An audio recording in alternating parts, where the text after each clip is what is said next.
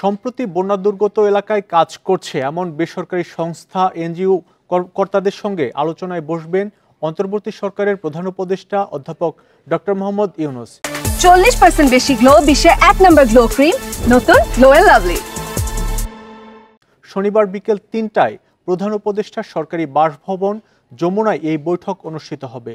প্রধান উপদেষ্টার press wing গণমাধ্যমকে এ তথ্য জানিয়েছে। সংবাদ মাধ্যমে জানানো হয়, সম্প্রতি বন্যায় যেসব এনজিও ঘনিষ্ঠভাবে কাজ করে যাচ্ছেন তাদের নেতৃবৃন্দের সঙ্গে বসবেন প্রধান উপদেষ্টা ডক্টর মোহাম্মদ ইউনূস।